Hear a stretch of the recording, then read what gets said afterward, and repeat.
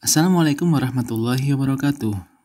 Hai sobat ini semuanya, jumpa lagi di channel Jagat Pertanian, channel YouTube yang berisi tentang tips dan informasi dunia pertanian.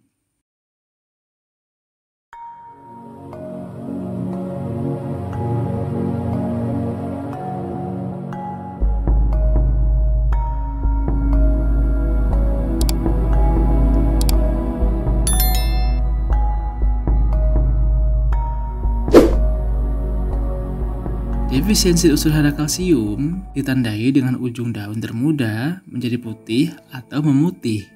Kemudian daun akan semakin menggulung. Jaringan nekrotik yang ditandai dengan warna putih dapat berkembang di sepanjang tepi daun. Dan daun tua akhirnya berubah warna menjadi coklat dan kemudian mati.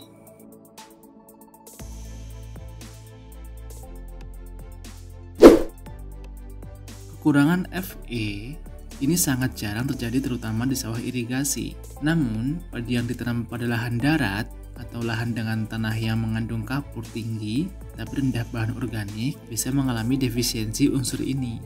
Gejala awal timbul pada daun termuda, di mana daun mengalami klorosis dan menguning secara interveinal kemudian sangat pucat. Kondisi terparah, seluruh bagian padi mengalami klorosis dan kemudian dia akan mati.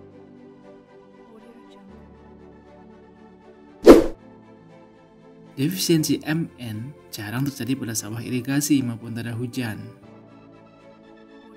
Namun bisa terjadi pada padi darat.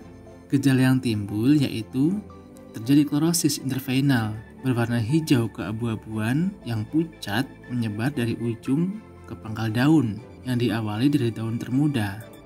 Kemudian terdapat bintik-bintik nekrotik berwarna coklat yang dapat berkembang hingga ke seluruh daun. Kemudian, tunas daun yang baru muncul berukuran pendek, sempit berwarna hijau muda. Defisiensi Mn tidak mengurangi jumlah anakan, namun ukuran dalam satu rumpun akan terlihat lebih kerdil dibanding dengan pertumbuhan yang normal.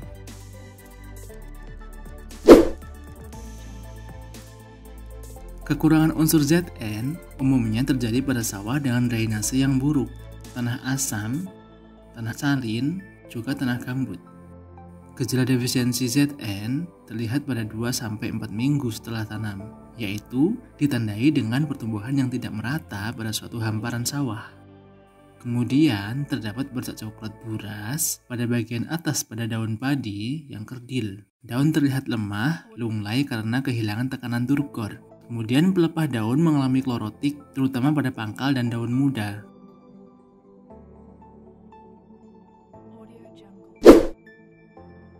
Gejala kekurangan unsur hara sulfur hampir sama dengan gejala kekurangan nitrogen, yaitu daun mengalami klorosis yang ditandai dengan warna daun yang menguning. Bedanya, jika kekurangan sulfur, gejala yang timbul dimulai dari daun yang paling muda, sedangkan gejala kekurangan nitrogen dimulai dari daun yang tua.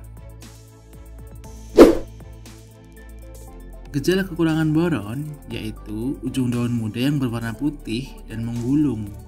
Lebih lanjut, batang padi akan rapuh.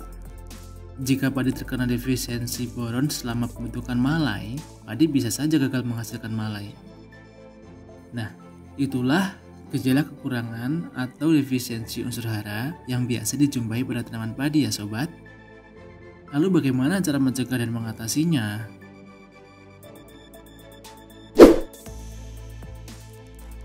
Terutama untuk unsur hara mikro yang artinya dibutuhkan oleh tanaman dalam jumlah yang kecil seperti zinc, ferum, sulfur, dan boron, kita bisa mencukupi kebutuhannya dengan menggunakan pupuk dasar kompos serta dolomit.